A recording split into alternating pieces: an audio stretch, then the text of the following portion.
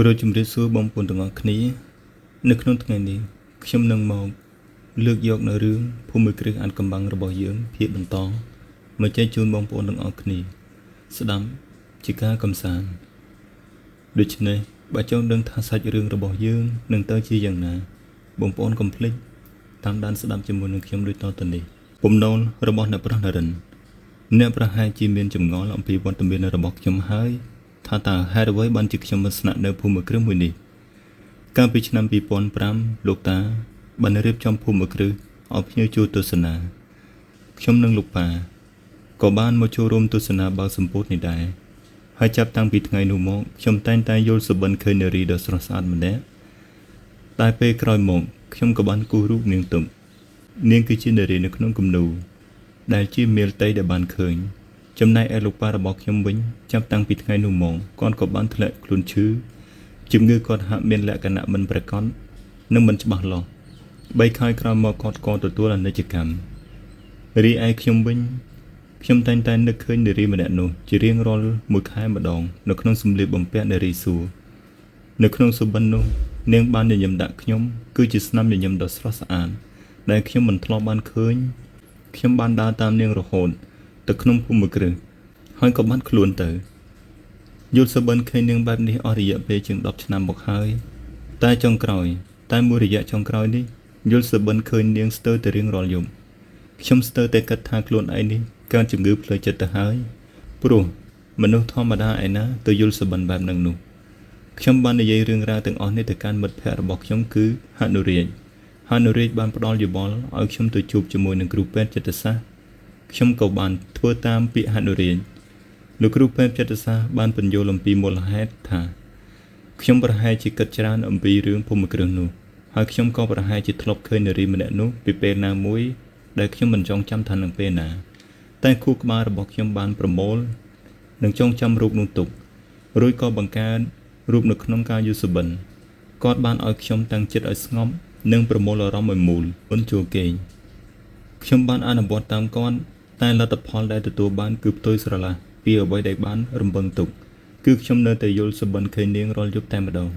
បន្ទាប់អំពីប្រាប់រឿងនេះដល់ហនុរាជហើយហនុរាជក៏បានបង្ហាញនៅដំណោះស្រាយមួយទៀតដល់ខ្ញុំ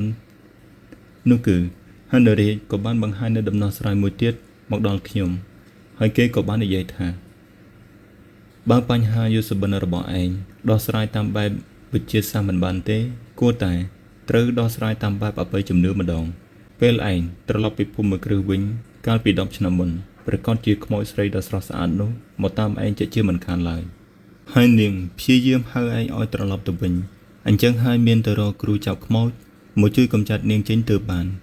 ឬមួយក៏មាននារីណាម្នាក់ចាប់អារម្មណ៍លើឯងហើយក៏ព្យាយាមជួបឯងនៅក្នុងយល់សុបិនតាមរយៈការប្រើមន្តអាគមផ្សេងនាងបានរងចាំឯងនៅភូមិគ្រឹះដូចនេះហើយទើបនាងព្យាយាមហៅឯងត្រឡប់ទៅវិញទៅកាន់ទីនោះបើឯងទៅប្រកាសជាជួបនាងហើយ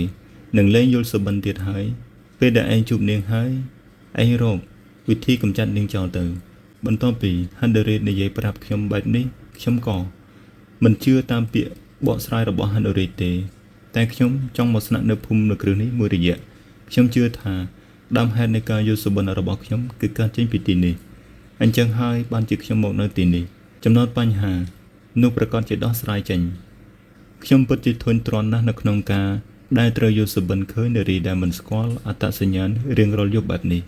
ខ្ញុំបានសូមលោកតាមកស្នាក់នៅភូមិគ្រឹះមួយរយៈតែលោកតាមិនយល់ព្រមសូម្បីតែលោកយាយ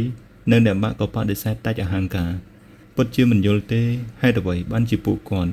មិនឲ្យខ្ញុំមកទីនេះ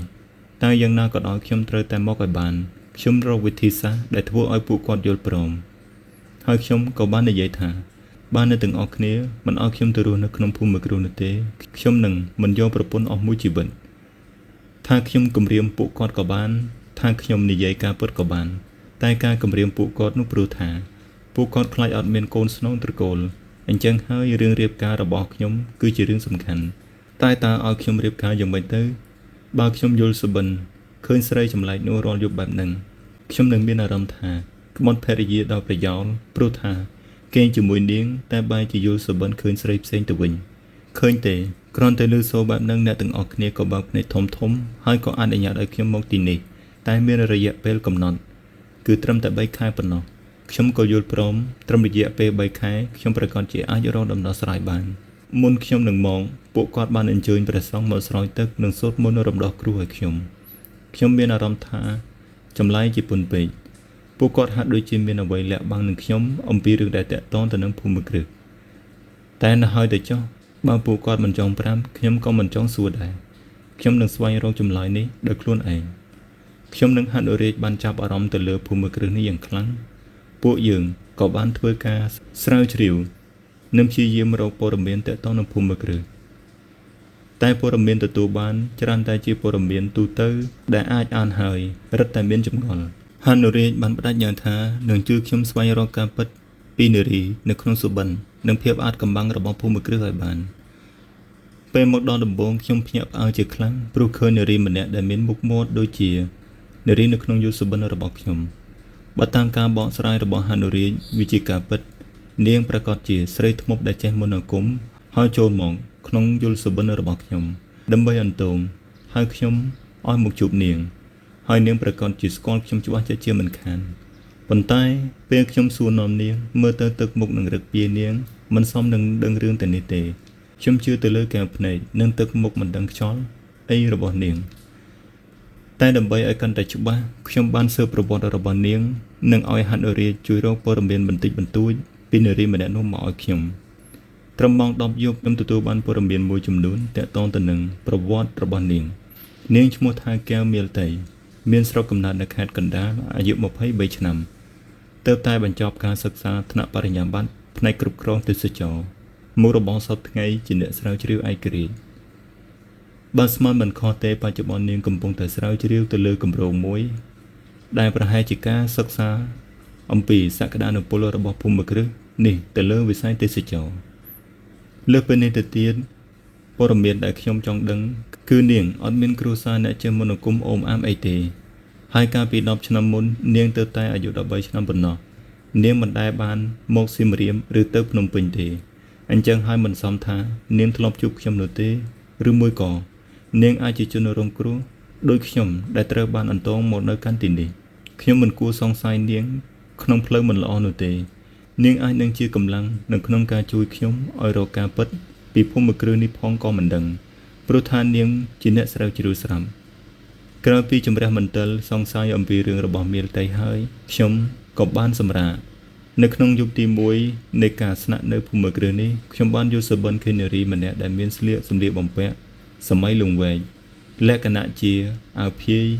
ដែលគេស្លៀកពាក់នៅក្នុងរឿងទុំទាវនាងមិនមែនជានារីដែលខ្ញុំយកសុបិនរកដល់នោះទេនារីម្នាក់នេះរត់មករកខ្ញុំនាងបានយំហើយលុតជង្គង់ចំពោះមុខខ្ញុំរួចក៏ពោលរៀបរាប់ថាអ្នកប្រុសខេមរាអ្នកប្រុសត្រឡប់មកវិញហើយឬខ្ញុំនឹកអ្នកប្រុសខ្លាំងណាស់សូមអ្នកប្រុសលើកលែងទោសឲ្យខ្ញុំផងខ្ញុំដឹងខុសហើយអ្នកប្រុសសូមអ្នកប្រុសលើកលែងទោសឲ្យខ្ញុំផងបន្តអំពីនាងនិយាយបែបនេះខ្ញុំមិនទាន់បានឆ្លើយតបផងនិងសួរនាំទៅនាងថាយ៉ាងម៉េចផងស្រាប់តែខ្ញុំភ្ញាក់ខ្លួនឡើងដូចជាមានសំឡេងអ្វីមួយយ៉ាងមកដាស់ខ្ញុំនោះគឺសំឡេងស្រែកយំយ៉ាងគ្រលួចពោពេញទៅដោយការឈឺចាប់របស់ស្ត្រីម្នាក់ស្ដាប់ទៅគួរឲ្យខ្លាចសំឡេងនោះបើមិនឮពីជាន់ទី2គឺជាន់ទី3នៃភូមិគ្រឹះនេះខ្ញុំនឹងរងចាំស្ដាប់នៅយប់បន្តទៀតចាំមើលថាស្អែកនឹងឮសំឡេងទៀតនេះដែរឬទេខ្ញុំមិនតន់ទៅចង់ស្វែងរកសំឡេងនោះនៅពេលនេះទេខ្ញុំត្រូវរងចាំមើលបន្តិចទៀតសិនពេលនោះក៏ស្ងាត់ទៅខ្ញុំបានឮសំឡេងស្រែកឲ្យជួយផងជួយខ្ញុំផងខ្ញុំស្លាប់ឥឡូវហើយសំឡេងនោះចេញមកពីក្រៅបង្អួចឬមួយក៏ជាសំឡេងរបស់មាលតីច្បាស់ណាស់នាងប្រកាសជាយល់សុបិនអាក្រក់ជាមិនខានព្រោះថាភូមិគ្រឹះនេះមានការយាមកាមមកចត់ល្អណាស់មិនអាចមានចោលចូលមកបាននោះទេ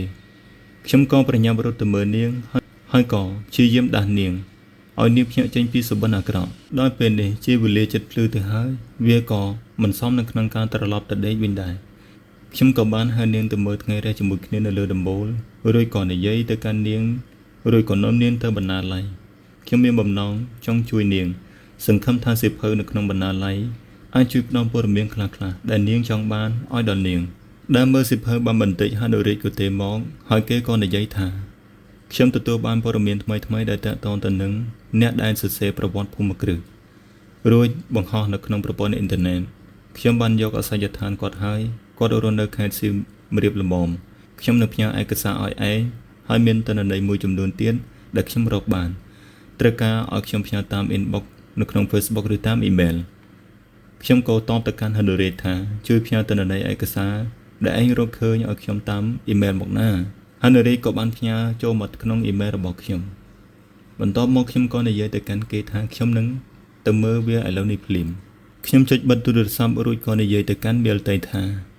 បើមានសិភៅណានាងពេញចិត្តនាងអាចយកទៅមើលបានតែបើមើលហើយកុំភ្លេចយកទៅដាក់ទុកកន្លែងដើមវិញផងណាខ្ញុំបើកផ្លូវឲ្យនាងពេញទំហឹងនៅក្នុងការប្រើប្រាស់បណ្ណាល័យនេះហើយនាងក៏បាននិយាយមកកាន់ខ្ញុំដោយពាក្យអរគុណយ៉ាងស្រទន់ផងដែរខ្ញុំក៏និយាយទៅកាន់នាងវិញថាមិនចាំបាច់គួរសមដាក់ខ្ញុំដល់ម្លឹងទេនាងមិនមែនជាអ្នកបម្រើនៅទីនេះផងមិនចាំបាច់ហៅខ្ញុំថាអ្នកប្រុសនោះទេអាចហៅខ្ញុំថាបងនរិនសាមញ្ញបែបនេះទៅគឺល្អណាស់ទៅហើយខ្ញុំក៏សប្បាយចិត្តទោះគ្រាន់តែគិតនៅក្នុងចិត្តមិនបាននិយាយពាក្យទៅនាងឲ្យនាងបានឮខ្ញុំបានទៅកាន់បន្ទប់ពិនិត្យមើលឯកសារដែលហាដូរីផ្ញើមកឲ្យខ្ញុំតាមអ៊ីមែលទិន្នន័យតាក់ទងទៅនឹងប្រវត្តិ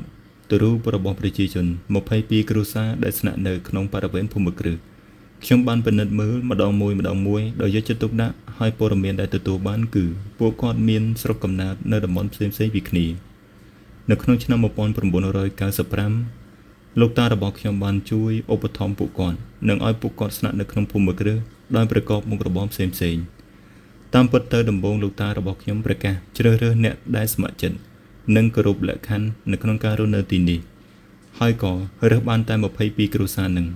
មករស់នៅរហូតមកដល់សប្តាហ៍ថ្ងៃនេះតើគោលបំណងរបស់លោកតាខ្ញុំគឺជាអ្វី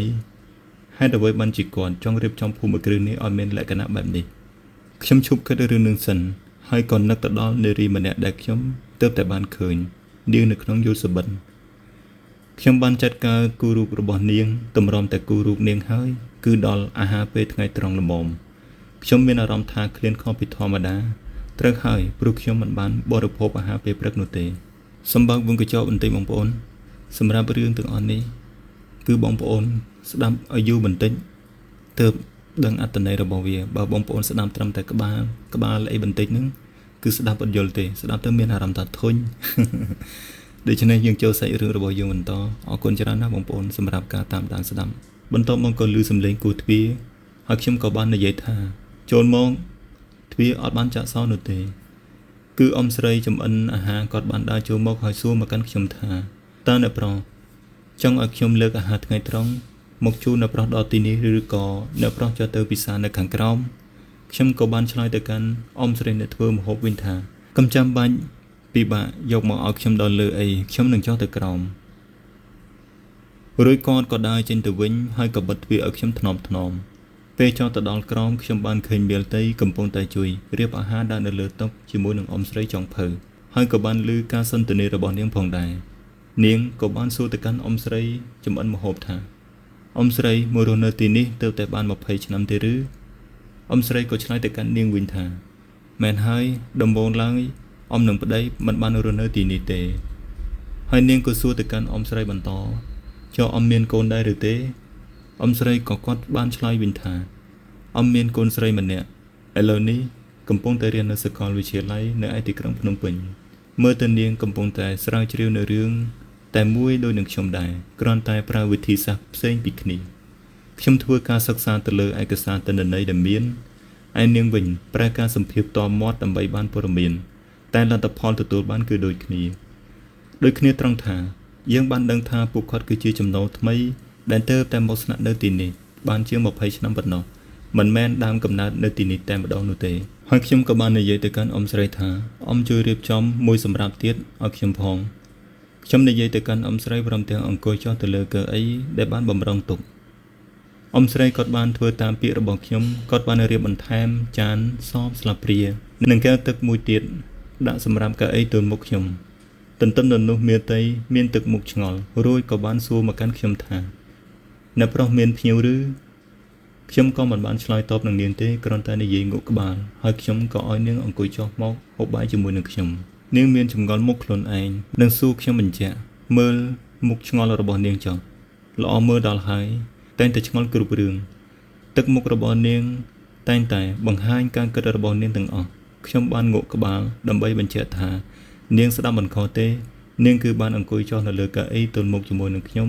បន្តមកនាងក៏និយាយមកកាន់ខ្ញុំថាខ្ញុំមានរឿងមួយចង់សួរអ្នកប្រុសខ្ញុំមើលទៅមុខនាងព្រោះតែក្នុងចិត្តគិតថា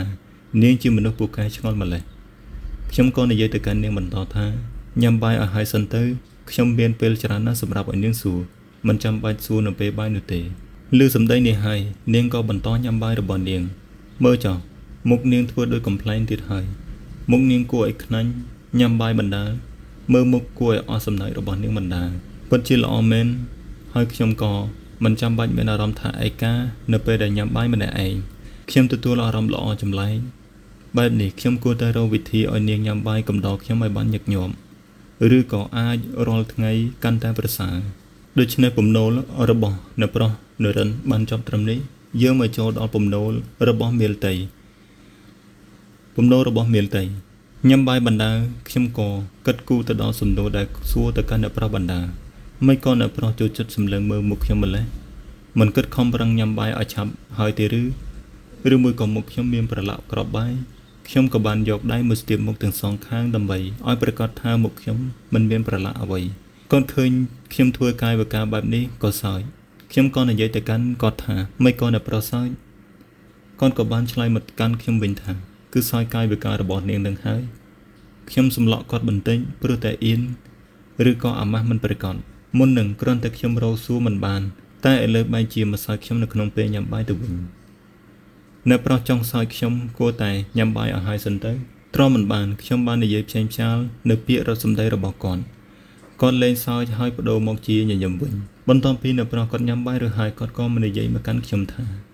បើមានតែមានសំណួរអ្វីអាចសួរខ្ញុំបានខ្ញុំនៅក្នុងចិត្តថាមិនបាច់ខំកែខ្លួនទេតែមិញនឹងគាត់ហៅឈ្មោះខ្ញុំរបៀបស្និទ្ធស្នាលហើយនិយាយក៏កាន់តែស្រទន់បេះដូងរបស់ខ្ញុំលូតញាប់ខុសចង្វាក់មិនដឹងទេខ្ញុំបានបញ្ចប់ការញ៉ាំបាយរបស់ខ្ញុំដែរអ៊ំស្រីចុងភៅបានលើកចានបាយនិងចានម្ហូបចេញរួចក៏ដាក់កូនចានបង្អែមឲ្យពួកយើងម្នាក់មួយចានខ្ញុំបានដកដង្ហើមចេញចូលរួចហើយក៏និយាយទៅកាន់អ្នកប្រុសថាខ្ញុំសូមទោសផងដែលកាលពីម្សិលមិញមិនបានប្រាប់អ្នកប្រុសពីការពិតតាមពិតទៅខ្ញុំមកទីនេះនៅក្នុងគោលបំណងធ្វើការស្រាវជ្រាវមើលទៅគាត់ដូចជាមិនមានការភ្ញាក់ផ្អើលនឹងសភាពរបស់ខ្ញុំសោះឬក៏គាត់គិតថាខ្ញុំនេះវាកំ pl ែងឬក៏មុខខ្ញុំមិនសមជាអ្នកស្រាវជ្រាវទេទើបគាត់សម្លឹងមើលបែបនេះទៅវិញបន្តមកគាត់ក៏និយាយមកកាន់ខ្ញុំវិញថាខ្ញុំដឹងតែបើនាងមិនប្រាប់ខ្ញុំក៏មិនបានដេញដោលសួរដែរតែពេលនេះនាងប្រាប់ការពិតអញ្ចឹងប្រហែលជាត្រូវការជំនួយអំពីខ្ញុំហើយមែនទេខ្ញុំនឹកក្នុងចិត្តវិញថាគាត់ដឹងទាំងអស់អញ្ចឹងតើបានជាគាត់ចេះតែធ្វើរបៀបប្លែកៗខ្ញុំក៏និយាយទៅកាន់អ្នកប្រុសវិញថាចាខ្ញុំពិតជាចង់សូមការជួយពីអ្នកប្រុសពិតមែនអ្នកប្រុសក៏បានឆ្លើយតបមកវិញថាខ្ញុំមិនថាអីនោះទេអ្វីដែលខ្ញុំអាចជួយបានគឺខ្ញុំពេញចិត្តនឹងជួយ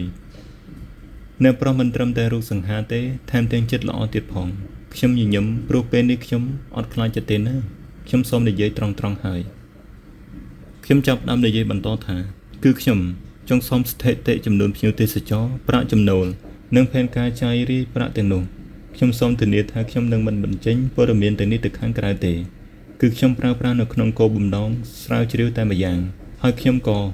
ចង់សូមសម្ភារភ្ញៀវទេសចរនិងសម្ភារទៅកាន់ប្រជាជនរស់នៅក្នុងទីនេះផងហើយនឹងលើសពីនេះទៅទៀតខ្ញុំមានចម្ងល់ជាច្រើនដែលតាក់ទងទៅនឹងភូមិគ្រឹះរបស់អ្នកប្រុសតើអ្នកប្រុសអាចជួយចែករំលែកឬជួយខ្ញុំឲ្យយល់ពីភូមិគ្រឹះនេះជានេះតើបានទេបន្ទាប់ពីខ្ញុំនិយាយចប់អ្នកប្រុសក៏បានឆ្លើយមកកាន់ខ្ញុំវិញថា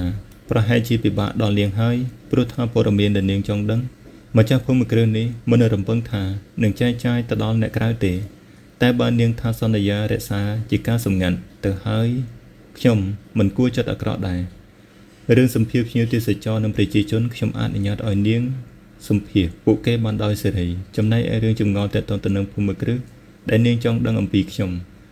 មិនអាចផ្ដល់ចម្លើយប្រាប់នាងបានទេព្រោះខ្ញុំក៏មិនដឹងដូចគ្នាតែពួកយើងអាចសហការគ្នាដើម្បីរកដំណោះស្រាយ ទាំងនេះជាមួយគ្នាស្ដាប់សម្ដីរបស់គាត់ហើយធ្វើឲ្យថ្លើមប្រមាថរបស់ខ្ញុំរីកសឹងតែពេញពោះទៅហើយខ្ញុំមិននឹងស្មានថាអ្នកប្រុសសហការជាមួយខ្ញុំពេញទំហឹងបែបនេះសោះខ្ញុំពិតជាសប្បាយចិត្តណាស់បន្តមកអ្នកប្រុសគាត់ក៏និយាយបន្តថាខ្ញុំចែករំលែកព័ត៌មានដែលខ្ញុំមានទៅកាន់នាងហើយនាងក៏ចែករំលែកព័ត៌មានដែលនាងមានមកកាន់ខ្ញុំវិញដែរធ្វើបែបនេះគឺយើងចំណេញទាំងសងខាងប៉ុន្តែខ្ញុំមានលក្ខខណ្ឌមេតីក៏សួរទៅកាន់អ្នកប្រុសនរិនវិញថាលក្ខខណ្ឌតើលក្ខខណ្ឌអ្វីទៅគ្រាន់តែឮពាក្យនេះភ្លាមធ្វើឲ្យចិត្តថ្លើមប្រមាថរបស់ខ្ញុំដែលរែកពេញពោះត្រឡប់ត្រូវជារួញតូចវិញពេញទំហឹងតែម្ដងអ្នកប្រុសនរិនក៏បាននិយាយលក្ខខណ្ឌជាមួយនឹងមេតីនាងត្រូវតែយល់ព្រមនៅលក្ខខណ្ឌជាមួយខ្ញុំចំនួន3មេតីក៏បាននិយាយបន្តថាខ្ញុំអាចយល់ព្រមបានត្រូវតែប្រកាសថាលក្ខខណ្ឌរបស់អ្នកប្រុសមិនខុសអំពីសិលធម៌គុណធម៌ចរិយាធម៌និងទំនៀមទម្លាប់ប្រពៃណីនិងច្បាប់របស់ប្រទេសមេតីរៀបរាប់យ៉ាងហោហែព្រោះតែមិនហ៊ានទុកចិត្តទៅលើចរិតរបស់គាត់នៅពេលនេះអ្នកប្រុសនរិនក៏បានបន្តទៅកាន់មេតីថា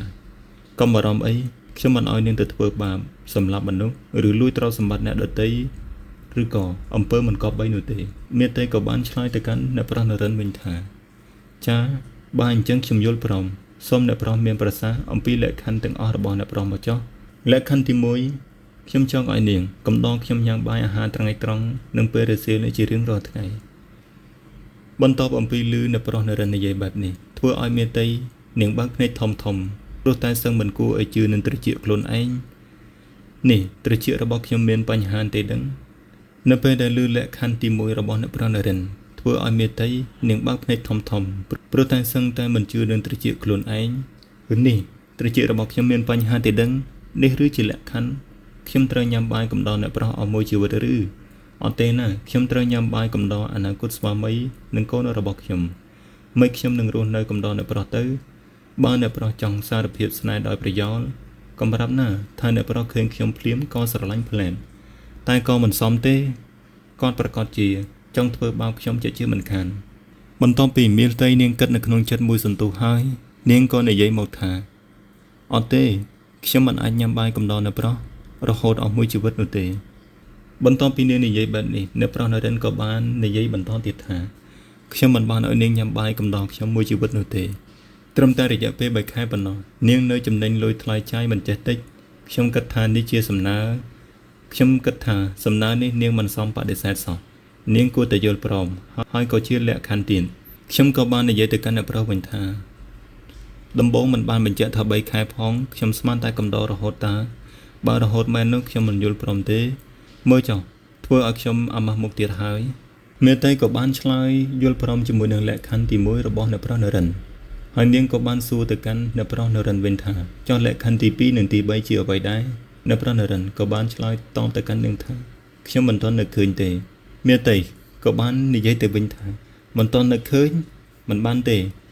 បើអ្នកប្រុសឲ្យខ្ញុំទៅធ្វើអ្វីផ្ដេសផ្ដាស់តើខ្ញុំគិតយ៉ាងម៉េចទៅអ្នកប្រុសនរិនក៏បាននិយាយប្រាប់នាងបន្តថាខ្ញុំប្រាប់នាងហើយថាខ្ញុំមិនឲ្យនាងទៅធ្វើអ្វីផ្ដេសផ្ដាស់នោះទេគឺនាងអាចទុកចិត្តខ្ញុំបានបន្តមកអ្នកប្រុសនរិនក៏បានសរសេរកិច្ចសន្យាដែលជាលក្ខខណ្ឌទាំងនោះស្ថិតនៅក្នុងដែនកំណត់នៃសកម្មភាពដែលអាចទទួលយកបានអ្នកប្រុសនរិនគាត់ក៏បាននិយាយបន្តទៀតថាបើនាងយល់ព្រមហើយ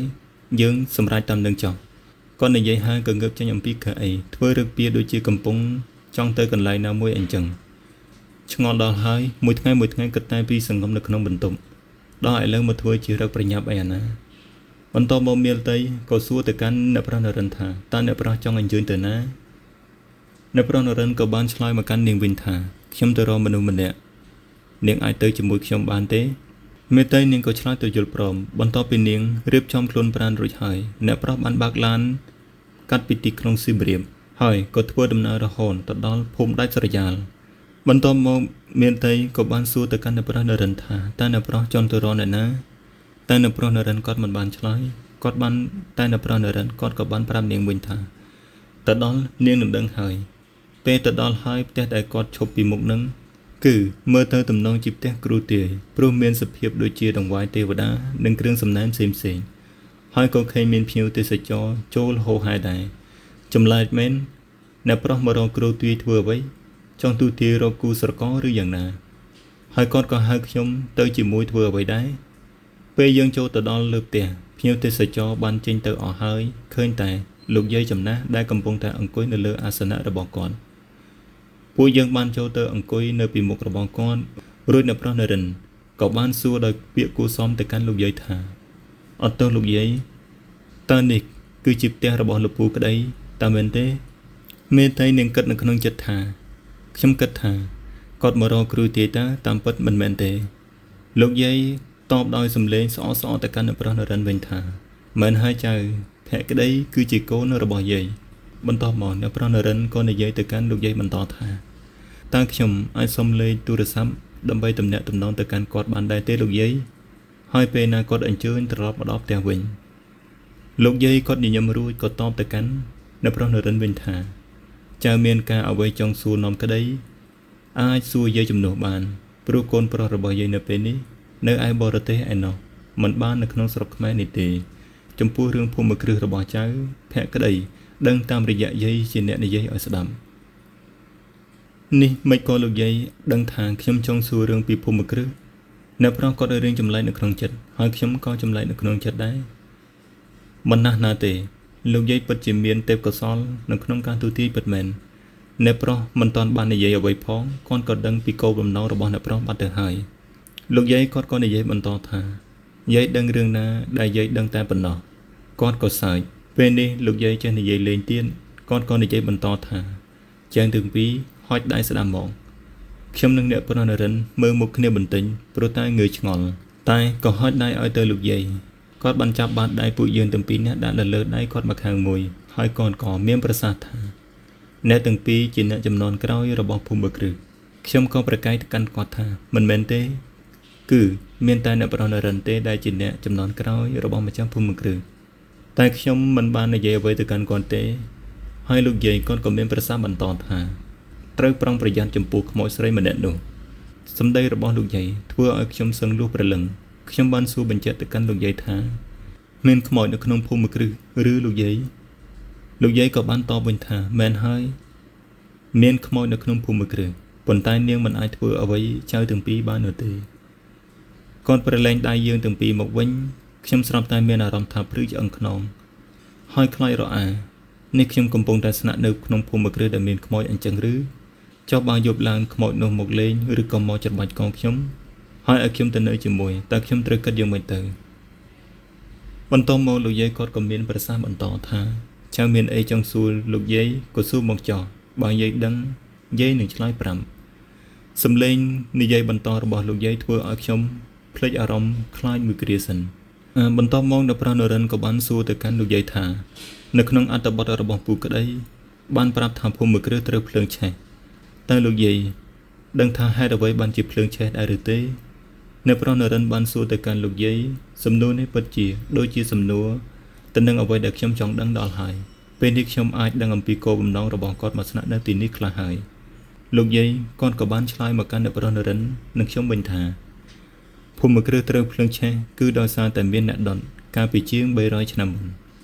ភូមិគ្រឹះនេះគ្រប់គ្រងដោយលោកម្ចាស់វីរៈពងដែលគាត់មានកូន2នាក់គឺប្រុសមួយនិងស្រីមួយក្រោយពេលប្រសូតកូនស្រីលោកស្រីក៏ទទួលអនិច្ចកម្មទៅបែបនេះហើយទើបឲ្យលោកម្ចាស់មិនចូលចិត្តអ្នកនាងតូចនោះទេគាត់គិតថាអ្នកនាងតូចគឺជាមូលហេតុដែលធ្វើឲ្យលោកស្រីស្លាប់អ្នកនាងតូចគឺជាមនុស្សនាំមកនៅសំណាងអាក្រក់ខ្ញុំក៏នៅក្នុងចិត្តថាលោកយាយនិយាយដូចជារឿងនិទានធ្វើឲ្យពួកខ្ញុំស្ដាប់ឡើងចំហមាត់ហើយពួកយើងក៏មិនតន់មាត់កហើយក៏បន្តទៀតថាអ្នកនាងតូចរស់ដោយគ្មានសេរីភាពនិងខ្វះការស្រឡាញ់អំពីឪពុកហើយក៏មិនមានម្ដាយតាមបីបាច់ថែរក្សានាងតែលេងជាមួយនឹងកូនប្រុសអ្នកបម្រើលុះដល់ចម្រើនវ័យអ្នកទាំងពីរក៏បានស្រឡាញ់គ្នាលោកយាយគាត់រៀងអាក់បន្តិចនេះខ្ញុំចង់ដឹងស្លាប់ទៅហើយខ្ញុំនឹងអ្នកប្រុសហាមាត់សួរតែលោកយាយបែរជានិយាយបន្តទៀតថាពេលលោកម្ចាស់ភូមិគ្រឹះដឹងរឿងនេះគាត់ខឹងខ្លាំងណាស់គាត់ក៏បានបង្ខំអ្នកនាងឲ្យរៀបការជាមួយនឹងកូនប្រុសចៅលួងអ្នកនាងមិនអាចប្រកែកជាមួយនឹងឪពុកបានក៏មិនចង់រៀបការទាំងបង្ខំចិត្តដែរទើបអ្នកនាងជ្រើសរើសវិធីស្លាប់ដើម្បីដោះស្រាយបញ្ហាលោកយាយគាត់ឈប់មួយសន្ទុះខ្ញុំមើលទៅទឹកមុខដែលនឹងនររបស់គាត់ហើយគាត់ក៏បន្តទៀតថាថ្ងៃមួយដល់ពេលដែលលោកម្ចាស់នៅអ្នកប្រុសធំមិននៅ ในเนียงบ้านบังการในการร่วมเชียงสบายในบริเวณขังไกลหอยอ้อยนับบำราเจงปีภูมิกรือตึงอ้อรุ่ยในเนียงโตบันโยเปรนตึกสร้อยในเลือภูมิกรือในเนียงโตบันจะซอขนมบรรทุกหล่นไอรุ่ยหอยกอดดอดเพลิงใช้สันทุสันเถอน้อมแตงจีวัดในเนียงเตอจีมวยพองเมียนเกในยัยทานในเนียงโตจัดเมียนเกในยัยทานในเนียงโตสลับเตอบันคลายตัวจีขโมยเยี่ยมภูมิกรือเป็นตลบมกวิญโลกมาจากโคจัดจีครั้งในขนมการบัดบองโกนสไลต์เต็มบุยกอดบ้านเศร้าสลายกับหอจีครั้งกลอยหมอกกอดก่อบ้านเอาเกสังสองภูมิกรือลางวิญในเลือตีตั้งดดายเป็นโลกมาจากสลับบันเตอในพระทมกับบ้านลางกรุบกราวมันต่อหอยกอดก่อเมียนโกนปีเนี่ยโกนสไลจะบองหนึ่งโกนสไลเปอร์หอยเปกลอยหมอกขยมกับบ้านสัวแต่การลูกใหญ่ท่าหอยเปกลอยหมอกยังไม่ลูกใหญ่ขยมสัวปลุกตรอมันบ้านหนึ่งการโรงจำสดำลูกใหญ่ก้อนกับเมียนประสาบันตอเตียท่าโกนสไลจะบองบ้านจองกอสลับในขนมภูมิกระดอยเมียนมูลหันกระโมเตียโกนปลอเปอร์บ้านลังการดำไนปีอปุกกอดบ้านเรียบกา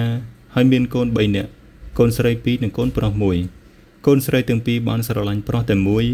ตายบรอนุสระลันโกนสไลปะโอนแบบนี้ให้เติบเมียนปิทีชอบเปียระเวียงบรอหนึ่งโกนสไลปะโอนตายเจียกซอลโกนกระมมสลับแต่สลับบรรทอบปีปิทีชอบเปียบ้านมวยอัตตกรอยหมอกบ้านใบคายโกนสไลบองก็สลับบ้านเตียดให้ภูมิกรือสถัดในขนมกายกรุบกรองระบองโกนปลอโกนปลอบ้านเรียบแก่ให้กับบ้านโกนสไลมวยหนึ่งโกนปลอมวยเตียนเปโกนสไลอายุหมกไผ่ชน้ำเนียงสลับตายทะเลคลุนชื่อโดยเมียนโบราณฮันนี่ให้โลกปลอหนึ่งกรมกรุษากับบ้านสมราชจันจะใช้ยมปีภูมิกรือเตอรู้เนื้อดำบอลเซนดำใบกิจยมปีซอนเนื้อได้กำสิมเซนได้กัดเมียนในขนมภูมิกรือดำใบเชียบาลในจมกือโกนสไลพองเลือพี่จะจำมารามถาภูมิกรือทำไมเมียนเจืองกอมฮันนี่ให้เตอบ้านจีโกนสไลในขนมภูมิกรือเจนแต่สลับได้เหมือนเมียนฮัดพอลช่างบ้านสลองในขนมเรื่องได้ลูกใหญ่กอดบ้านอีใหญ่ให้ก่อก้าวเตอเชียมันเตลสองสายถาแต่เรื่องนี้เบียปัจจิการเมียนในขนมภูมิกรือเมนหรือวิหะใบโดยจีเรื่องเปรย์ในเตียนไปหายลูกใหญ่กอดกับเมียนประสาบรรทอนถาเรื่องได้ลูกใหญ่ดังคือเมียนใต้ปนังเตรุ่ยกอดกับบ้านหอยสืบเผยจามวยกบาลเอาเตอเมียลเตรุ่ยในใหญ่ถานี่คือจีเกดำนายระบอเจ้าเชื่อมเมื่อตะมกกอดดอยจำงอลใต้กอบพร้อมตัวสืบเผยหนึ่งให้กอดในใหญ่ตะกันลูกใหญ่ถาอ๋อคนนะลูกใหญ่ได้เมื่อตะกอดหัดโดยจีช่องสมระผู้เยืองกับบ้านเลียกอดตลอดตะวิญเปตน้องขนมลานช่างบ้านบากเมื่อสิบเพิงมันเคยเมียนอซอไว้ตึงออกสมใบได้มือตัวหอยกระดานนี้เมื่อตื้อข้อปิดธรรมดาจ้าก็จ้าครั้งมันดังถาช่างอายุสิบเพิงนี้เตกอดตราไว้บานเต้บาจ้ามาลังลำบงช่างกระทาตามเปิดตื้อบิ๊กคือจีสิบเพิงเสสอประให้เชี่ยลูกใหญ่ดังทักช่างจุดจุดเสให้บ้านจีเอาสิบเพิงเสจีอมน้อยดอกช่างเปจีบ้านประให้เชียง300 เมตรช่างก็เอาเนื้อปลาเนื้อเรนตลอดตะวิญปลุกถาพลิกเอาช่างปุยยืงอตอนบานจูนตระนำดอนลูกใหญ่พองซ้อมเนื้อปลาตลอดกรอยวินเตอร์ช่างหนึ่งจูนถักไปกาบุยจำนวนดอลก่อนเนื้อปลากอบบอดลานทอยกรอยวินรุ่ยก็ชบเนื้อกันไลน์เดได้ปุยยืงบ้านดาวจอปีลานเฮ้ยก็สำดาวตะดอบแต่ลูกใหญ่เป็นนี่เฮ้ยช่างหนึ่งเนื้อปลาจับดำต่อสล็อตปลุกถาเนื้อขังมกยืงคือสอนตายจีเปรย์สบตรบปิ่งอดเมมแต่ลูกใหญ่หนูเตชอบแต่ลูกใหญ่บัตรนาเอาให้เติบแต่เคยยำบันเหม็นสอนนึงหากชำนึงเนี่ยเพราะบ้านแต่งได้โจนขนมแต่หนึ่งเตียนหากกับบ้านแต่งในยัยสอนตันเดียจมูกนึงลูกใหญ่พองหรือมวยกับปุยยืนเรือขโมยลองแต่งไงเมียไตรุตจับได้เนี่ยเพราะรุ่ยอุเตียนถาปุยยืนจะมาเจตเรือขโมยลองจะเชื่อมันคันเนี่ยเพราะเนื้อรันก้อนกับบ้านบรรทอถามันซ้อมทำเป็นเรื่องนี้การลังสอดเนี่ยเพราะก้อนก็ต้องสล็อตมันใจขยมหรือเต้เป็นนี่เมียนขมิ้นเพราะมันเนี่ยจีกองกัดตามเพลินนู้ขยมก่อประเลงได้เนี่ยเพราะรุ่ยก็ให้ขมิ้นนู้ชุบดำใบสู่ชุบสนอโอนตาโอนทลบเมียนเคยเนี่ยนาสนะเนตีนิเต้ขยมจึงออกแต่กันไปได้ทลบจีบเตียงระบอบลูกใหญ่กาปีประมาณในตีมุนขมิ้นนู้ก็ทั่วมุกหลังเล่เลอทั่วโดยขยมนึงที่มนุษย์จุ่มไหลบรรทอมองขมิ้นตัวนู้ก็บ้านในใหญ่หมดหาออนเต้บองตั้งปีขยมการมองขยมเคยตีนี่คือจีบไรระหดนึงชลอยจอบขมิ้นนู้ก็จีกองตัวมุกบรรทอติดเตอขยมปรือสมบัติขยะแต่มาดองแนะนำมันรันทนบางเป็นมันนึงจีบเตียงระบอบลูกใหญ่ออกจากบ้านกระแลนให้เอเลนี่คลายตัวจีบไรออนเมียมนุษย์มันเนี่ยหรือก่อขยมกำปงแต่โยสบันขยมก็ได้คลุนไอ้มันติง គឺថាมันបានកំពុងយល់សុបិននោះទេខ្ញុំនិងអ្នកប្រុសក៏បានសម្លឹងមើលមុខគ្នាលេងឡងហើយក៏ដូចជាឆ្លងគ្នាតាមរយៈក្រសែភ្នែកថាពួកយើងទាំងពីរនៅយូរមិនបានទៀតទេពួកយើងក៏ប្រញាប់រត់ចូលឡានហើយចេញពីទីនោះយ៉ាងរហ័សតើពេលនេះជារឿងអ្វីឲ្យប្រកាសទៅដែលកំពុងតែកើតឡើងចំពោះពួកយើងសរុបមកគឺពួកយើងត្រូវខ្មោចឡងទាំងកណ្ដាលថ្ងៃខ្ញុំត្រូវតែរកពេលទៅស្រោចទឹកដើម្បីរំដោះគ្រោះលើកឫស្សីទៅបាន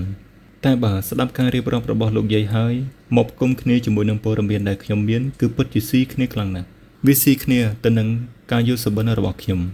ការយល់សុបិនរបស់ខ្ញុំពីយប់មិញទៅទៀតនារីម្នាក់នោះបានភ្ជាប់ពាក្យហើយក្រោយមកក៏ស្លាប់អ្វីទាំងអស់គឺសុទ្ធតែជាការពិតតែមែនទេចុះកូនកំលោះដែលមានមុខដូចអ្នកប្រុសនរិនត្រូវបកស្រាយយ៉ាងណាខ្ញុំចិត្តលប់មែនតែនហើយកូនកំលោះនៅក្នុងសុបិននោះមុខដូចអ្នកប្រុសនរិនចំណែកឯកូនក្រមុំវិញមុខដូចខ្ញុំឬមួយក៏នោះគឺជាអតីតកាលរបស់ខ្ញុំពួកយើងទាំងពីរខ្ញុំក៏ក្រវីក្បាលដូចមនុស្សឈួត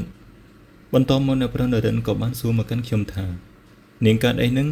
ត្រូវខ្មោចឡងឡើងទៅជាលប់ហើយមែនទេខ្ញុំក៏ឆ្លើយថាអត់ទេខ្ញុំមិនលប់តែម្នាក់ឯងទេខ្ញុំនឹងធ្វើឲ្យអ្នកប្រុសលប់ដូចខ្ញុំដែរខ្ញុំបាននិយាយរឿងទៅនោះឲ្យអ្នកប្រុសស្ដាប់គាត់ក៏កើតជាចម្ងល់ដូចជាខ្ញុំដែរវាពិតជាថ្ងៃដ៏វែងអន្លាយមែនត្រឹមតែមួយថ្ងៃសោះក៏ត្រូវជួបរឿងរ៉ាវជាច្រើននៅក្នុងកំឡុងពេលធ្វើដំណើរត្រឡប់មកភូមិគ្រឹះវិញខ្ញុំបាននិយាយរឿងរ៉ាវទាំងអស់ដែលខ្ញុំបានដឹងប្រាប់ទៅដល់អ្នកប្រុសនរិនពួកយើងអាចផ្ដុំព័ត៌មានបានមួយចំនួនបញ្ចូលគ្នានិងយល់កាន់តែច្រើនអំពីភូមិគ្រឹះតែក៏នៅមានចម្ងល់មួយចំនួនដែលមិនទាន់ដោះស្រាយនៅឡើយម្យ៉ាងទៀតរឿងអាស័យដ្ឋានលោកយាយអ្នកប្រុសទទួលបានពីមិត្តភ័ក្តិរបស់គាត់នោះគាត់នឹងសួរតាក់ទងទៅនឹងរឿងនេះឲ្យបានច្បាស់នៅពេលដែលកំពុងញ៉ាំអាហារខ្ញុំចេះតែមានអារម្មណ៍ថាមានកែវភ្នែកមួយគូកំពុងតែសម្លឹងមើលមកកាន់ខ្ញុំដោយចំហាយចុងអាឃាតដែលមិនមែនជាអ្នកប្រុសនរិននោះទេព្រោះថាពេលនេះគាត់កំពុងតែឈ្ងោកញ៉ាំអាហារខ្ញុំព្យាយាមរកមើលជុំវិញខ្លួនតែអត់ឃើញមាននរណាម្នាក់នោះទេប្រហែលជាខ្ញុំគិតច្រើនតែម្នាក់ឯងទេមើលទៅពេលញ៉ាំអាហាររួចអ្នកប្រុសនរិនបានបបួលខ្ញុំទៅអង្គុយនៅលើបង់នៅខាងមុខភូមិគ្រឹះជាមួយគ្នាយើងទាំងពីរអ្នកអង្គុយមើលមេឃមើលផ្កាយជាមួយគ្នាក្រោមពន្លឺព្រះច័ន្ទពេញវង្សខ្យល់ត្រជាក់បក់ផាត់កាយយើងទាំងពីរពិតជាមានអារម្មណ៍ថាត្រជាក់ស្រួលនិងទទួលបាននូវអារម្មណ៍ស្រស់ថ្លាមើលទៅហាក់ដូចជាគូស្នេហ៍មួយគូអញ្ចឹងខ្ញុំបានលួចសម្លឹងមើលមុខអ្នកប្រុសតូចដោយការចូលចិត្តហើយបេះដូងក៏ចាប់ផ្ដើមលោតញាប់គាត់ងាកមុខមកហើយខ្ញុំក៏ប្រញាប់ងាកមុខចេញទន្ទឹមនឹងនោះខ្ញុំមានអារម្មណ៍ថាខ្យល់កាន់តែត្រជាក់ទៅដែលធ្វើឲ្យខ្ញុំចាប់ផ្ដើមមានអារម្មណ៍ថាព្រឺឆ្អឹងខ្នងព្រឺរោមនិងព្រឺស្បែកហើយពេលនោះក៏ស្រស់តែមាននារីម្នាក់កំពុងតែឈរនៅក្រោមដើមចំបៃពាក់អាវផាយហើយសម្លឹងមើលមកកាន់ខ្ញុំដែលកែភ្នែកគួរឲ្យខ្លាចនិយាយដោយត្រង់ខ្ញុំពិតជាខ្លាចហើយពេលនេះខ្លួនខ្ញុំក៏ចាប់ផ្ដើមញ័រខ្ញុំចាំច្បាស់ណាស់នាងគឺជានារីម្នាក់នៅក្នុងយល់សុបិនរបស់ខ្ញុំដែលនាងបានប្រើអ្នកបម្រើទៅធ្វើអំពើអាក្រក់ដាក់នាងមេលតីខ្ញុំខិតចិត្តទៅអ្នកប្រុសហើយក៏អោបគាត់ដោយស្វ័យប្រវត្តិនិងនិយាយដោយសំឡេងញ័រថាខ្មោចគាត់អោបខ្ញុំតបវិញហើយក៏អង្អែលសក់ខ្ញុំថ្នមរួចនិយាយដោយស្រទន់វិញថាមានខ្មោចមកពីណានាងគិតច្រើនពេកហើយខ្ញុំបានឆ្លើយទៅកាន់អ្នកប្រុសនរិនវិញថាអត់ទេមានខ្មោចពិតមែនមានខ្មោចនៅក្រោមដើមផ្កាចំបៃនាងពាក់អាវផាយនាងគឺជាមនុស្សម្នាក់នៅក្នុងយល់សុបិនរបស់ខ្ញុំដែលបានបញ្ជាឲ្យគេធ្វើបាបដល់នាងមេលតីខ្ញុំបានចង្អុលទៅកាន់ដើមផ្កាចំបៃនោះឲ្យអ្នកប្រុសមើលតែពេលនោះក៏ស្រាប់តែលែងឃើញនាងទៀតហើយខ្ញុំចាប់ផ្ដើមដកដង្ហើមញ័រហើយក៏នៅតែញ័រមុននឹងខ្ញុំពិតជាបានឃើញនាងពិតមែនតើនេះខ្ញុំត្រូវខ្មោចឡងទៀតហើយឬអ្នកប្រុសនរិនក៏បានក្រឡេកទៅថាមិនឃើញនៅឯណាផងមិញនាងនិយាយថាស្ត្រីម្នាក់នោះពាក់អាវផាយតែមែនទេខ្ញុំក៏បានឆ្លើយទៅកាន់អ្នកប្រុសនរិនវិញថាចាបន្ទាប់មកអ្នកប្រុសនរិនបាននិយាយមកកាន់មេលតីវិញថាខ្ញុំចង់ឲ្យនាងមើលរូបនារីម្នាក់ចង់ដឹងថានារីដែលនាងបានឃើញនិងនារីនៅក្នុងរូបនោះតើដូចគ្នាដែរឬអត់គាត់ក៏បានដឹកដៃមេលតីចូលទៅក្នុងបន្ទប់ហើយក៏បង្ហាញគំនូរនារីម្នាក់ឲ្យមេលតីមើលគឺពិតជានាងពិតមែនមេលតីខ្ញុំនៅតែតក់ស្លុតមិនតាន់បានទេហើយមិនក៏អ្នកប្រុសស្គាល់នាងអ្នកប្រុសនរិនបានតបវិញថាគឺនាងនឹងហើយដែលខ្ញុំបានឃើញ មេត្រីក៏បាននិយាយបន្តថាពិតជាចៃដន្យពេកហើយខ្ញុំបានយល់សុបិនឃើញនាងកាលពីយប់មិញឬមួយក៏នាងជាខ្មោចស្រីដែលលោកយាយនិយាយដល់នោះដោយឃើញខ្ញុំនៅតែភ័យមិនទាន់បាត់អ្នកប្រុសនរិនបានយករូបព្រះពុទ្ធរូបរបស់គាត់ហើយគាត់ក៏បាននិយាយមកកាន់មាលតីថានាងយកព្រះពុទ្ធរូបនេះទៅដាក់នៅក្នុងបន្ទប់នាងទៅហើយយប់នេះសូមឲ្យនាងសម្រាកឲ្យស្រួលណាមិនត្រូវគិតរឿងច្រើននោះទេកុំខ្លាចអីមានរឿងអីខ្ញុំនៅទីនេះហើយខ្ញុំនឹងការពារនាងពាក្យសម្ដីរបស់អ្នកប្រុសពិតជាមានឥទ្ធិពលមែនពេលនោះការភ័យខ្លាចរបស់មាតីស្ទើរតែរលាយបាត់អស់ទៅហើយគាត់បានជួលមាតីទៅសម្រាប់នៅក្នុងបន្ទប់រួចក៏និយាយដល់ស្នាមញញឹមទៅកាន់មាតីថារាត្រីសួស្តីនៅក្នុងកំឡុងពេលនោះដែរបេះដូងមាតីស្រាប់តែលូតញាប់ទៀតហើយស្នាមញញឹមនោះកំពុងតែស្រូបទាញមាតីទៅកាន់ពិភពដ៏ស្រស់ស្អាតមួយមាតីក៏បានយកព្រះពុទ្ធរូបដែលអ្នកប្រុសឲ្យដាក់នៅលើក្បាលដំណេកហើយសិភៅដែលលោកយាយឲ្យនោះមាតីក៏បានដាក់នៅក្បែរតុនោះរួចក៏បិទភ្លើងដេកតែមាតីនាងដេកមិនលក់នោះទេនាងបានក្រោកបើកបង្អួចពន្លឺព្រះច័ន្ទបានចាំងចូលមកក្នុងបន្ទប់ពេលនោះស្រាប់តែមាតីនាងឃើញមានពន្លឺចេញអំពីសិភៅចាស់ដែលលោកយាយឲ្យទៅកាន់នាងបន្ទាប់មកនាងបាននិយាយថាខ្ញុំបានយកសិភៅនោះមកដាក់នៅមាត់បង្អួចពេលដែលត្រូវពន្លឺព្រះច័ន្ទសិភៅស្រាប់តែមានពន្លឺឡើងហើយមានអក្សរដែលអាចអានបាននៅនឹងក្រោមសិភៅដែលកាលពីថ្ងៃខ្ញុំមិនឃើញមានអក្សរអ្វីនោះទេអក្សរនោះគឺផ្ញើជូនដល់មាតីកុំប្រាំណាថាខ្ញុំកំពុងត្រូវខ្មោចឡងជាលើកទី3ត្រឹមតែមួយថ្ងៃសោះខ្ញុំត្រូវជួបខ្មោច3ដងឬមាតីនាងក៏និយាយបន្តថាខ្ញុំចង់ក្រវែងសិភៅនោះចោលតាមមាត់បង្អួចតែបែរជាខ្ញុំមានចិត្តចង់ដឹងថាតើនៅក្នុងសិភៅនេះសរសេរអំពីអ្វីដូចនេះហើយខ្ញុំបានពង្រីកចិត្តក្លាហានហើយបើកសិភៅនោះអាននៅក្នុងសិភៅនោះបានសរសេរថាសួស្តីមាលតីឯងកុំឆ្ងល់ថាខ្ញុំជានរណាអីខ្ញុំក៏ឈ្មោះថាមាលតីដែរហើយខ្ញុំគឺជាអតីតជាតិរបស់ឯងកាលពេលមុនខ្ញុំកើតមកម្ដាយរបស់ខ្ញុំបានយល់សុបិនខេងកាលមាលតីហើយខ្ញុំដឹងច្បាស់ថាមុនពេលឯងកើតមកម្ដាយរបស់ឯងក៏យល់សុបិនខេងកាលមាលតីដែរព្រោះពួកយើងទាំងពីរនាក់គឺជាមនុស្សតែម្នាក់អញ្ចឹងហើយទើបពួកគាត់ដាក់ឈ្មោះពួកយើងថាមាលតីឯងដឹងអន់កាលពីជាតិមុនខ្ញុំធ្លាប់ធ្វើបន់ផ្កាដោយថ្វាយផ្កាមាលតីដល់ព្រះពុទ្ធចេតិយហើយប្រាថ្នាឲ្យមានរូបសម្បត្តិស្អាតនិងមានឈ្មោះថាមាលតីឥឡូវចូលដល់សាច់រឿងយើងម្ដងទៀតសិភៅដែលឯងកំពុងតែអាននេះខ្ញុំបានយកទៅផ្ញើនឹងលោកយាយម្នាក់ដែលម្ចាស់មន្តអាគមខ្លាំងម្នាក់ខ្ញុំអត់ដឹងថាគាត់នឹងប្រើវិធីណាដើម្បីប្រគល់សិភៅនេះឲ្យឯងទេ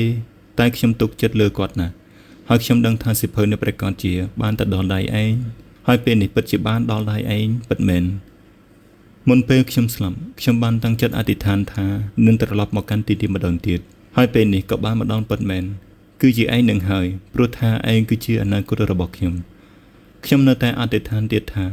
សូមឲ្យខ្ញុំនៅតែមានរូបរាងនិងមុខមាត់ដូចខ្ញុំនៅពេលនេះនិងមានឈ្មោះថាមាលតីដដែលលើពីនេះខ្ញុំក៏បានបួងសួងសូមឲ្យជួបបងខេមរានិងសូមឲ្យគាត់មានមុខមាត់និងរូបរាងដដែលតែឈ្មោះគាត់ប្រហែលជាមិនមែនឈ្មោះខេមរាទៀតទេតែឯងបានជួបគាត់ហើយមែនទេតែឯងកំពុងតែស្រឡាញ់គាត់ហើយមែនទេតើបេះដូងរបស់ឯងមានលោតញាប់នៅពេលដែលក្បែរគាត់ដែរឬទេខ្ញុំដឹងថារឿងនឹងប្រកាសជាកើតឡើងតទៅនេះខ្ញុំនឹងប្រាប់ឯងអំពីរឿងដែលឯងគួរដឹងខ្ញុំមានបងប្អូន3នាក់គឺស្រី2ប្រុស1គឺឈ្មោះថាមាលតី2ឈ្មោះមេលានិងប្អូនប្រុសពៅឈ្មោះថាធរិនមានថ្ងៃមួយភ្ញៀវមកលេងគាត់ជាមិត្តរបស់លោកពុកគាត់បានស្នាក់នៅអាស្រ័យនៅក្នុងផ្ទះរបស់យើងមួយរយៈដោយមានកូនប្រុសម្នាក់ដ៏សង្ហាមកជាមួយផងគឺបងខេមរានៅក្នុងរយៈពេលស្នាក់នៅមួយរយៈពួកយើងបានស្រឡាញ់គ្នានិងយល់ចិត្តគ្នាដូច្នេះហើយទើបបងខេមរាឲ្យពុកគាត់ចូលស្ដីដណ្ដឹងខ្ញុំដើម្បីរៀបការជាមួយគ្នាលោកពុកក៏បានយល់ព្រមនឹងសំណើនេះពិធីភ្ជាប់ពាក្យរបស់យើងក៏បានប្រព្រឹត្តទៅនៅក្នុងក្តីស្រមៃរបស់ពួកយើងដែលបានថានឹងរួមរស់ជាគូជីវិតជាមួយគ្នាក៏សមតាមបំណងហើយតែអកុសលបងមេលាក៏ស្រឡាញ់បងខេមរាដែរដោយការច្រណែនឈ្នានីសគាត់បានធ្វើមន្តអាគមដាក់ខ្ញុំនៅក្នុងគោលបំណងឲ្យខ្ញុំស្លាប់ហើយគោលបំណងរបស់គាត់ក៏បានសម្រេចគឺខ្ញុំស្លាប់ដោយមិនអស់ចិត្តតែខ្ញុំក៏មិនបានគុំគួនអ្វីនឹងគាត់ដែរខ្ញុំដឹងច្បាស់ថាគាត់នឹងទទួលកម្មពៀដែលគាត់បានសាងអ្វីដែលខ្ញុំចង់បានគឺគ្រាន់តែចង់ជួបជាមួយបងខេមរានៅជាតិខាងមុខទៀតតែប៉ុណ្ណោះនៅពេលនេះឯងបានជួបគាត់ហើយត្រូវតែស្រឡាញ់គាត់ និងថែរក្សាគាត់ឲ្យបានល្អណាស់និយាយអញ្ចឹងបងកាមេរ៉ាគាត់បានសរសេរសិភៅមួយគឺមាតីមាបងខ្ញុំចង់ដឹងដល់ហើយថាគាត់សរសេរថាយ៉ាងម៉េចខ្លះតែសិភៅនោះមិនអាចមានអាយុលើសពី100ឆ្នាំនោះទេវាប្រកាសជាខូចខាតអស់ហើយលុះត្រាតែមានអ្នកចម្លងថ្មីឡើងវិញបើពុំនោះទេឯងមិនអាចអានវាបាននោះទេជាចុងក្រោយនេះខ្ញុំមានពាក្យចង់ប្រាប់ឯងភូមិគ្រឹះនេះគឺជាភូមិគ្រឹះមានជីវិតព្រោះវាតែងតែឆក់យកអាយុជីវិតកូនស្រីម្ចាស់ភូមិគ្រឹះឲ្យទៅថែរក្សាអញ្ចឹងហើយភូមិគ្រឹះនេះមិនអាចជួបភ័យអន្តរាយអ្វីនោះទេឯងប្រហែលជាឆ្ងល់អំពីមូលហេតុដែលនាំឲ្យភូមិគ្រឹះคล้ายទៅជាបែបនេះកាលពីដើមឡើយមានអ្នកនាងម្នាក់បានដុតសម្លាប់ខ្លួននៅក្នុងភូមិគ្រឹះពេលនោះព្រលឹងនាងមិនទាន់បានទៅចាប់ជាតិផងស្រាប់តែលោកម្ចាស់ភូមិគ្រឹះសាងសង់ភូមិគ្រឹះថ្មីចាប់ផ្ដើមសាងសង់ឡើងដោយត្រូវនឹងបច្ចេកទេសក្បួនខ្នាតសំណង់ទាំងអស់តែខុសតែម្យ៉ាងទេគឺលើកចំថ្ងៃខ្មោចដែលមានន័យថាភូមិគ្រឹះនេះក្រៅពីត្រូវការពារថែរក្សាអំពីលោកម្ចាស់ទឹកម្ចាស់ដីហើយនឹងជំនាញផ្ទះហើយក៏ត្រូវការពលឹងថែមមួយទៀតបែបនេះហើយទើបតែនាងតូចម្នាក់នោះត្រូវរងគ្រោះនិងទទួលកម្មឲ្យយាមភូមិគ្រឹះនាងនឹងត្រូវដោះលែងបើសិនជាមានអ្នកបន្តតំណែងអំពីនាងហេតុនេះហើយទើបកូនស្រីរបស់ម្ចាស់ភូមិគ្រឹះចំនួនតមកខ្លាយជាជនរងគ្រោះដោយតម្រូវឲ្យស្នងតំណែងយាមភូមិគ្រឹះពេលខ្ញុំស្លាប់ខ្ញុំវិសតែខ្លាយទៅជាខ្មោចយាមភូមិគ្រឹះទៅហើយតែបានអំភិនជួយដោះប្រលឹងខ្ញុំឲ្យទៅចាប់ជាតិបានទាន់ពេលវេលាខ្ញុំបារម្ភដែរខ្ញុំគិតថាបងមីលាប្រកាសជាត្រូវស្នងតំណែងនេះជាក់ជាមិនខានហើយគាត់គឺមិនអាចគេចរួចទេព្រោះគាត់បានសាងអំពើបាបច្រើនណាស់ខ្ញុំពិតជាមិនចង់ឃើញកូនស្រីរបស់ម្ចាស់ភូមិគ្រឹះមួយចំនួនទៅមួយចំនួនត្រូវស្លាប់ដើម្បីយាមភូមិគ្រឹះនោះទេអញ្ចឹងហើយគួរតែរកវិធីដោះស្រាយដើម្បីកុំឲ្យមានអ្នកស្លាប់តទៅទៀតហើយវិធីដោះស្រាយនោះគឺបន្ទាប់មកគឺឮសំឡេងស្រែកហៅថាមៀលតៃសំឡេងរបស់អ្នកប្រុសនរិនបានដាស់ឲ្យខ្ញុំភ្ញាក់ពេលខ្ញុំបើកភ្នែកឡើងគាត់បានចាប់អោបខ្ញុំដោយការរំភើបបន្ទាប់មកគាត់ក៏បាននិយាយថានាងភ្ញាក់ហើយឬខ្ញុំស្មានតែនាងដេករហូតហើយយ៉ាងម៉េចក៏មិនព្រមភ្ញាក់បើដេកតែយ៉ាងហ្នឹងខ្ញុំឈប់ឲ្យនាងដេកហើយមិនបាច់ដេករហូតតែម្ដងទៅមេតីនាងក៏បានឆ្ងល់ហើយក៏និយាយទៅកាន់អ្នកប្រុសវិញថាខ្ញុំមិនយល់អ្វីដែលគាត់បាននិយាយទេដឹងត្រឹមពេលនេះខ្ញុំពិបាកដល់ដង្ហើមខ្លាំងណាស់បន្ទាប់មកខ្ញុំក៏និយាយទៅកាន់អ្នកប្រុសបន្តថាអ្នកប្រុសខ្ញុំថប់ដង្ហើមណាស់ហើយអ្នកប្រុសនរិនក៏ប្រឡែងមានទៅចេញពីការអោបបេះដូងខ្ញុំនៅពេលនេះក៏ចាប់ផ្ដើមលោតខុសចង្វាក់ទៀតហើយ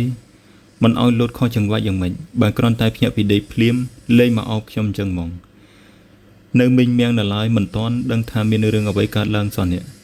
បន្ទាប់មកមានតែក៏និយាយទៅកាន់អ្នកប្រុសនរិនបន្តទៀតថា